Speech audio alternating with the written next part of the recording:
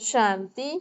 आज मीठे मीठे शिव बाबा ब्रह्मा के तन द्वारा कहते हैं, मीठे मीठे बच्चे, बाबा हमें कहते हैं कि जैसे कई लोग ना अपने स्थूल भोजन में शाकाहारी शुद्ध भोजन खाते हैं, नॉनवेज तो नहीं खाते, लेकिन कई लोग मतलब दुनिया में जैसे देवी देवताओं को भी लहसुन प्याज नहीं चढ़ाया जाता है ना, तो लहसुन प्याज से भी हमारे शरीर में तेज हाँ, तेज प्रकट क्या होता हुआ? है। परमात्मा हमें कहते हैं कि आपको सदा शुद्ध भोजन करना चाहिए। अपने शरीर को भी शुद्ध भोजन खिलाओ, जितना हो सके अपने घर का बनाया हुआ भोजन और शुद्ध भोजन, नॉनवेज भी नहीं, लहसुन प्याज भी नहीं खाओगे तो उतना है ना शरीर तंदुरुस्त रहता है। ये तो देखो, कई लोग सोचते हैं बिना लहसुन प्याज की चीजें नहीं बनती, लेकिन आप सोचो देवी देवताओं को 36 प्रकार के भोजन चढ़ाते हैं बिना लहसुन प्याज की, तो बहुत सारी चीजें बनती हैं और अच्छी अच्छी बनती हैं। आप देखो, लहसुन प्याज खाने काटने में हमारे आंखों में आंसू आ जाती है, उसमें स्मेल कितनी होती है। आप लहसुन प्याज की स्मेल पूरे घर में, अगर लहसुन प्याज बने तो उसकी स्मेल पूरे घर में दूर तक भी आती है। वो चीज हमारे शरीर के अंदर जाएगी तो कितना तेज प्रकट करती है। तो ये भी शुद्धता है, और अपने हाथ का बनाया हुआ या घर पे ही शुद्ध मन से भी बनाया हुआ भोजन कितना अच्छा होता है। आज देखो, बाहर वाला भोजन अच्छा तो लोगों को लगता है, टेस्टी तो लगता है, भले वो ताजा ताजा ही बनाए, लेकिन उनके मन के विचार, बाहर जो लोग वो भोजन को देखते हैं उनके विचार भी तो भोजन में पड़ जाते हैं ना। या तो आप में इतनी शक्ति होनी चाहिए, या तो आप में इतनी शक्ति होनी चाहिए कि आप उस भोजन को परमात्मा की याद में शुद्ध करो और उस परमात्मा की याद में खाओ। क्योंकि अन्न का मन पे असर पड़ता है ना। आजकल लोग जिस अन्न के लिए इतना कमा रहे हैं, किसके लिए कमा रहे हैं आज दुनिया में लोग? अन्न के लिए कमा रहे हैं ना। सोच रहे हैं कमाएंगे खाएंगे। हाँ, मेन तो पहले तो लोग खाने के लिए ही कमाते हैं, उसके बाद घर और कपड़ा, पहले तो रोटी चाहिए होती है। और उस अन्न को लोग ठीक रीति से उसका सेवन नहीं कर रहे, खा नहीं रहे। बस आप लोगों की जीभ तक ही अच्छा लग रहा है, लेकिन अन्न का जो मन पे असर पड़ रहा है, मन पर भी बेकार असर पड़ रहा है, तन पर भी बेकार असर पड़ रहा है। क्योंकि जो अन्न हमारे तन को तंदुरुस्त रखता है, जिस भावना से, विचार से हम अन्न खाएं तो उससे हमारा मन शुद्ध हो, ये दो बातें हैं ही नहीं। आजकल सिर्फ लोग सोचते हैं भाई मैं ऐसा खाना बनाऊं जो टेस्टी हो, जिसमें टेस्ट अच्छा हो। भाई लोग अपने टेस्ट के हिसाब से खाना बनाएंगे, सोचेंगे भाई अंदर तो जाए, अंदर तो जाए। कई लोग सोचते हैं ना, जैसे ये लौकी, टिंडे, करेले या फ्रूट्स, कई लोगों को तो फ्रूट्स भी अच्छे नहीं लगते। कहते नहीं, फ्रूट्स कैसे खाएं, हमारा तो अंदर ही नहीं जाएगा। जबकि अंदर वाली बॉडी वेट कर रही है कि हमें कब ऐसी ऐसी चीजें मिलेंगी, तो वो अंदर फ्रूट से हमारी बॉडी जल्दी साफ सुथरी हो जाती है। तो ऐसी ऐसी चीजें लोगों को लगता है अंदर कैसे जाएंगी। लौकी, टिंडे या जो भी ऐसी वेजिटेबल होते हैं बहुत सारे, वो आजकल की जनरेशन सोचती है अरे ये हम खाएंगे कैसे, ये तो हमारे अंदर ही नहीं जाएगा। तभी तो उनके आजकल जवान जवान लोगों के अभी बचपन में ही, अभी तो उन्होंने जीवन देखा ही नहीं है, heart attack, BP, sugar, thyroid. नहीं, आजकल हार्ट अटैक की बीमारी तो कॉमन हो गई, किडनी प्रॉब्लम कितनी हो गई। क्यों? क्योंकि ऐसी चीजें उनके अंदर ही नहीं जा रही है ना, तो इसीलिए खराबी होती जा रही है। तो एक कर्मों का भी हिसाब किताब होता है, एक हमारे भोजन पे भी डिपेंड करता है। कि हमारा आहार कैसा है। तो जो स्थूल रूप से हम आहार दे रहे हैं अपने शरीर को, एक तो आप शुद्ध शाकाहारी आहार लो, दूसरा जब भी आप खाना खाओ 5 मिनट 10 मिनट जितने मिनट भी आप खाना खाते हो ना, उस समय शांति से बैठकर परमात्मा की याद में खाओगे ना, तो वो अन्न आपके लिए शरीर के लिए एक दवाई बन जाती है। ठीक है, अगर आप परमात्मा की याद में खाओगे तो उससे आपका मन भी शांत रहेगा, मन में भी शुद्ध विचार आएंगे, और परमात्मा की याद में खाए हुए भोजन से हमारा शरीर भी तंदुरुस्त रहता है, क्योंकि परमात्मा हमारी आत्मा का बाप तो है ही सही, और आत्मा ही पूरे शरीर को चलाती है। तो आप सोचो, आपको अलग से दवाई लेने की जरूरत ही नहीं पड़ेगी। आप इसी संकल्प से परमात्मा की याद में रहकर भोजन खाओ कि जो भोजन मैं इस शरीर को दे रही हूँ बाबा, इस भोजन से ये शरीर एकदम तंदुरुस्त हो जाए, एकदम हेल्दी हो जाए, इसकी सारी बीमारियां खत्म हो जाए। ये भोजन इस शरीर में शक्ति प्रदान करे, इस शरीर की सब बीमारियों को दूर रखे, इसको तंदुरुस्त रखे। इस संकल्प से आप परमात्मा को याद करके भोजन खाओ। इस भोजन को खाने से मुझे आत्मा का मन एकदम शांत शुद्ध हो जाएगा।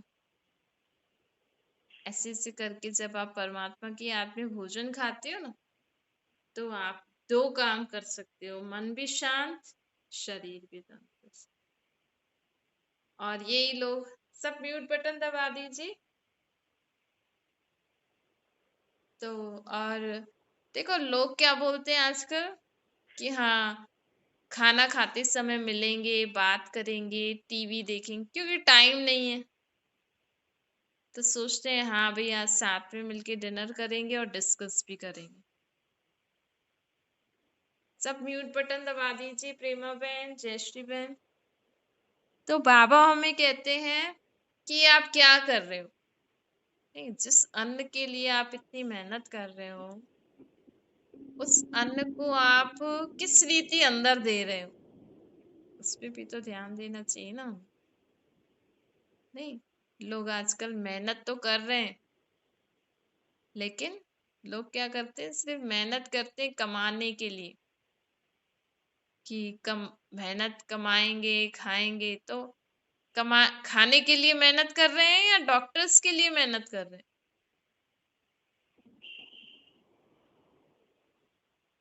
म्यूट बटन दबा देना। तो बाबा कहते हैं खाने के लिए मेहनत कर रहे हो या डॉक्टर्स को देने के लिए मेहनत कर रहे हो। नहीं, आज ही का एक व्यक्ति अपने जीवन को अच्छे रीति से अगर जिए, सुबह से लेकर रात तक, टाइम पे उठे, टाइम पे बैठे, टाइम पे खाए, विधि पूर्वक खाए, और टाइम पे काम भी करे। ये हमारा शरीर को आप जितना दे रहे हो तो उतना काम भी करना पड़ेगा। तो काम भी करो, खाओ भी, आराम से अपना जीवन भी जियो, तो आपको डॉक्टर्स को पैसा देना ही नहीं पड़ेगा।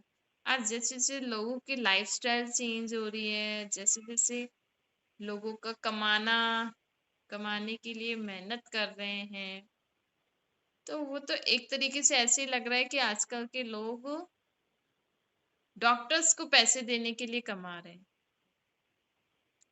नहीं, इतना पढ़ाई पढ़ रहे हैं बच्चे कि अपने शरीर पे ध्यान नहीं दे रहे, बनना चाह रहे हैं डॉक्टर, लेकिन यहाँ अपने शरीर को ही अगर कोई ठीक रीति न रख सकते, वो दूसरों के शरीर को कैसे ठीक रख सकेगा। पढ़ाई करते करते कई लोगों को कितनी बीमारियां हो जाती हैं, न खाने का टाइम, न सोने का टाइम, इतनी स्ट्रेसफुल जीवन है। आप अगर इस दुनिया में सब लोग टाइम से खा पी लें, अच्छे से खा पी लें, तो डॉक्टर बनने की जरूरत ही नहीं पड़ेगी इस दुनिया में किसी को। लेकिन वही लोग सोचते हैं कि नहीं, कि हमें तो इतना पढ़ना है, इतना करना है, तो खाना भी टाइम पे नहीं, सोना भी टाइम पे नहीं, फिर बीमार हो जाएंगे, फिर वही पैसे डॉक्टर को दो। तो देखो कितना कितना अज्ञान है ना इस दुनिया में। इसलिए कहते हैं कि ये अंधेरी दुनिया है। कहते हैं ना, हे अंधों की लाठी भगवान। एक गीत है ना, हे अंधों की लाठी भगवान। तो हम हमारे पास जो आंखें हैं भाई, हम ऐसा गीत क्यों गाएं? क्योंकि हम समझ से अंधे हो गए हैं। हमारी समझ खत्म होती जा रही है दिन प्रतिदिन।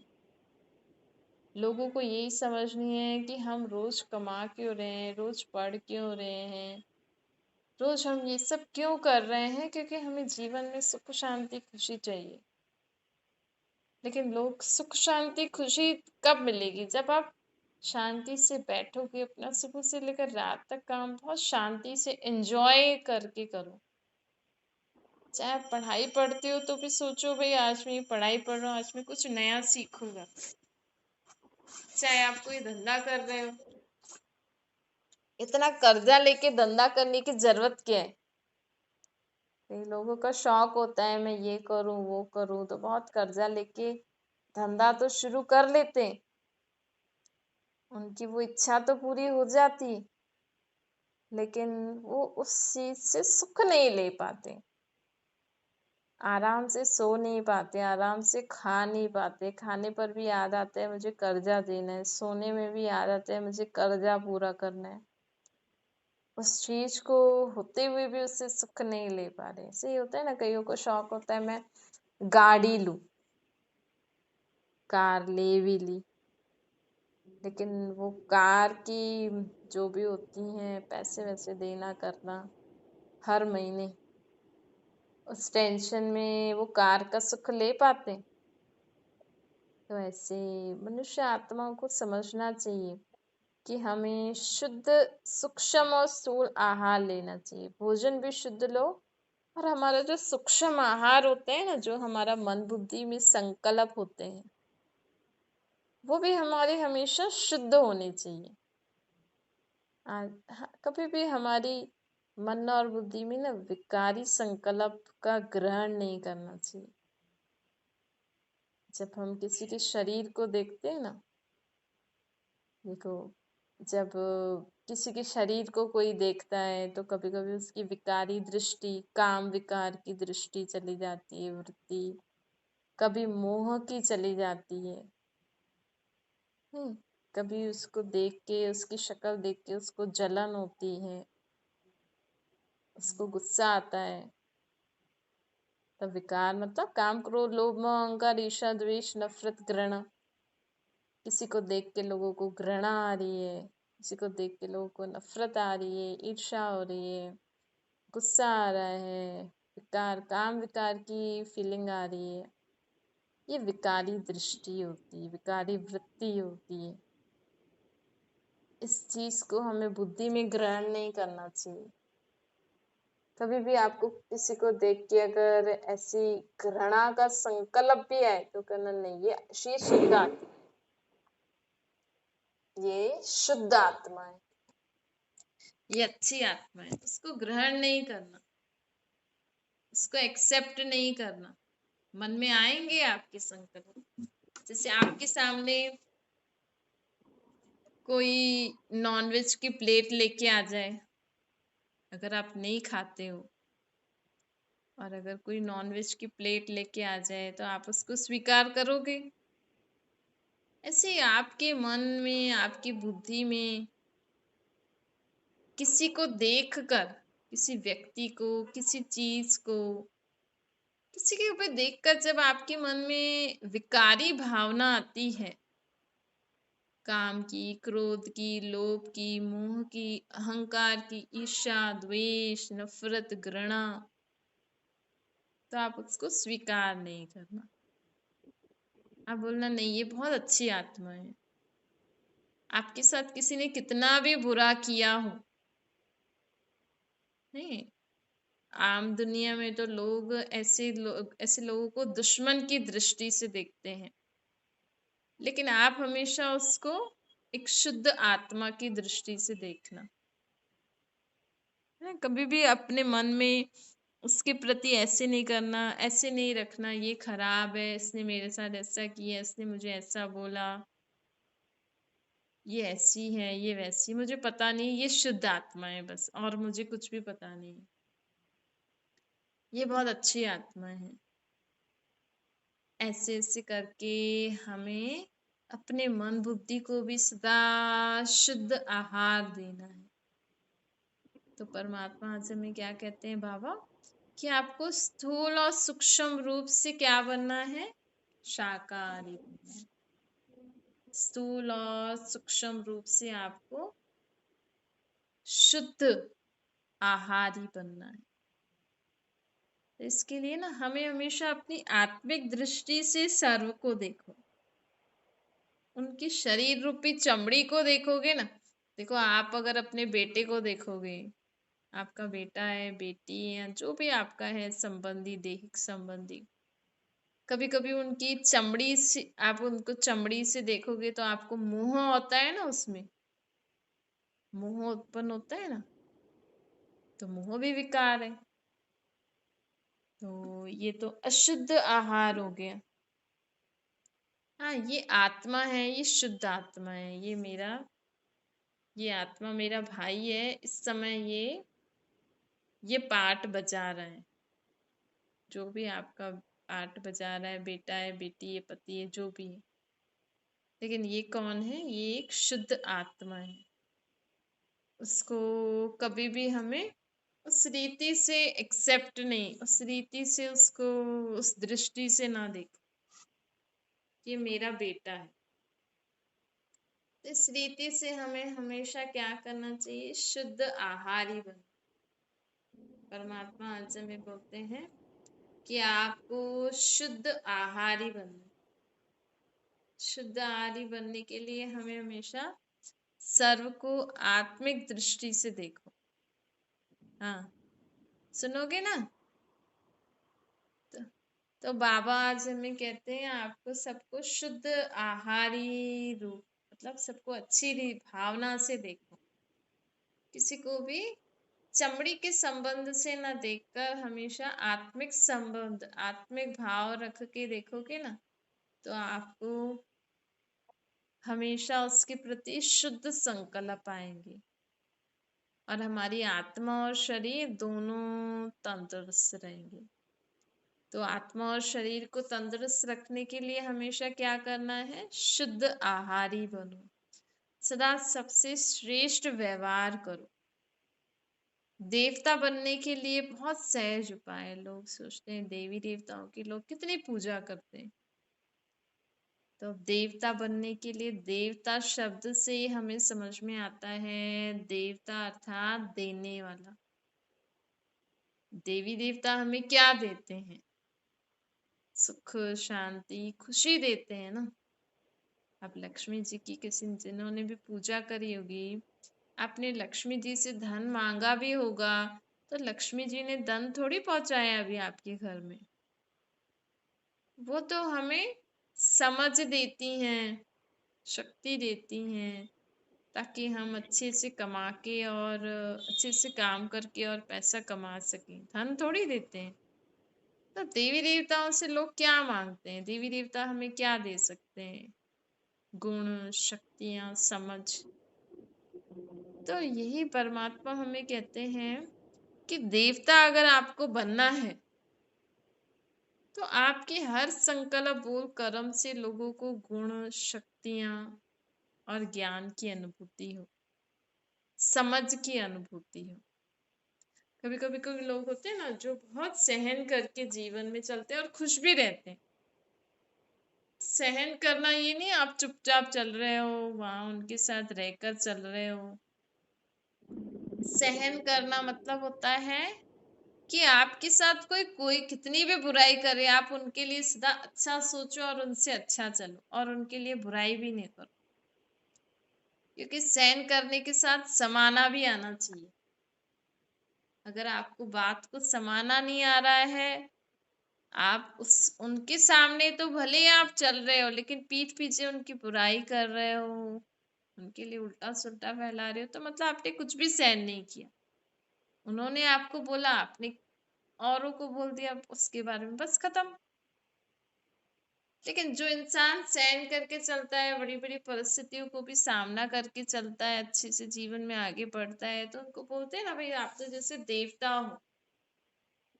तो देवी देवता हमें क्या देते हैं? देवी देवता बनने के लिए हमें स्वयं में सर्व गुण, सर्व शक्तियां, सर्व ज्ञान होना चाहिए और हमारे हर संकल्प बोल कर्म से हम औरों को गुण, शक्तियों और ज्ञान देते रहे अपने संकल्प बोल कर्म से। तब हम क्या बन जाते हैं? देवता। अच्छा, मीठी मीठी सी खिलती बच्चों प्रति माता पिता बाप दादा का याद प्यार और गुड मॉर्निंग रूहानी बाप की हम सभी रूहानी बच्चों को नमस्ते। हमारी भी रूहानी माता पिता बाप दादा को याद प्यार गुड मॉर्निंग और नमस्ते। वरदान है सदा खुशी की खुराक खाने वाले और खिलाने वाले खुशहाल खुश नसीब बनो। बाबा कहते हैं आप बच्चों के पास सच्चा अविनाशी धन है। जिस आत्मा के पास ज्ञान गुण शक्तियां होती है ना, वो आत्मा सबसे ज्यादा धनवान होती है। देखो, आज किसी के पास स्थूल धन संपत्ति होते हुए भी भगवान से लोग क्या मांगते हैं? शक्तियां, गुण, समझ। तो मतलब उनकी आत्मा के हिसाब से वो सब क्या हो गए? गरीब है, इनसे खाली है। तभी तो देखो कितना भगवान के आगे झोली फैलाते हैं, हाथ जोड़ते हैं, उनसे मांगते हैं, हे भगवान हमें सुख दो, शांति दो, शक्ति दो। बड़े बड़े करोड़पति भी, बड़े बड़े विद्वान पंडित भी भगवान के आगे हाथ जोड़ते हैं, उनसे मांगते हैं। करते हैं ना, बड़े बड़े विद्वान पंडित भी भगवान को याद करते हैं। आप भले ही अपने गुरु संत सन्यासियों को भगवान मानो, लेकिन वो भी उस परम पिता परमात्मा भगवान को याद करके शक्ति लेकर आपको देते हैं। नहीं तो साधु संत सन्यासी किसका क्या तप करते हैं? तप तो वो भी करते हैं, नहीं, जाप तो वो भी जपते हैं, माला तो वो भी जपते हैं, साधना तो वो भी करते हैं, तपस्या तो वो भी करते हैं ना। किसके नाम की? और देव जब ये गुरु संत सन्यासी भगवान हैं, तो ये किसको याद कर रहे, किससे शक्ति ले रहे? मतलब इनसे ऊपर वाला और भगवान है, निराकार परम पिता परमात्मा, जिनको शिव कहते हैं। तो जब हम उस परमात्मा को याद करते तो हमारी आत्मा में ये गुण शक्तियां आ जाती हैं। और जिस आत्मा के पास ये ज्ञान गुण शक्तियां होती है ना, वो सबसे ज्यादा धनवान होती है। उस आत्मा के पास, जिस आत्मा के पास ज्ञान गुण शक्तियां हो और उसके पास स्थूल में खाने के लिए सूखी रोटी हो, तो वो सूखी रोटी में भी वो 36 प्रकार के भोजन का अनुभव करती है। क्यों? क्योंकि वो परमात्मा की छत्र छाया में रहकर वो सूखी रोटी खाने से भी उसको सुख मिलता है, खुशी मिलती है उसको। वो क्योंकि वो सूखी रोटी नहीं देखती है, वो आत्मा हर कर्म करते परमात्मा के साथ उठती है, बैठती है, खाती है। तो जब परमात्मा को याद करके वो सूखी रोटी खाएगी, तो टेस्ट तो वैसे भी आत्मा ही लेती है, तो उसकी आत्मा को उसमें भी सुख मिलेगा और वो शरीर को भी शक्तिशाली बना देती है। तो कहने का मतलब ये है कि हमारे पास भले ही स्थूल में कैसे भी कपड़े हैं, कैसा भी घर है, कैसा भी खाने को है, स्थूल में भले हमारे पास धन नहीं है, लेकिन हम जब अपने को आत्मा समझ के परमात्मा को याद करते हैं और स्वयं को गुणों शक्तियों और स्वयं को गुणों शक्तियों और ज्ञान से भरपूर रखते हैं, तो हमारे पास हम हर चीज को यूज करते हुए भी सदा सुख शांति और खुशी का अनुभव करेंगे और हमारी खुशी से और भी खुश हो जाते हैं। और हम कौन बन जाते हैं? खुश नसीब आत्मा बन जाते हैं। स्लोगन है, नॉलेजफुल वह है जिसका एक भी संकल्प व बोल व्यर्थ न जाए। हम समझदार आत्मा कब कहलाएंगे? जब हमारा एक भी संकल्प और बोल वेस्ट नहीं जाए। नहीं, आज सीखो, सुबह से लेकर रात तक आपकी कितने संकल्प वेस्ट गए होंगे, बोल वेस्ट गए। जैसे लोग अपने कमाई पे ध्यान देते हैं ना कि 1 रुपया भी वेस्ट नहीं होना चाहिए, ऐसे ही आप अपने संकल्प बोल पे भी ध्यान दो। कि मेरा सारा दिन एक भी संकल्प ऐसा ना हो जो वेस्ट हो जाए, एक भी बोल ऐसा ना हो जो वेस्ट हो जाए। अच्छा, ओम शांति। बाबा को याद करिए।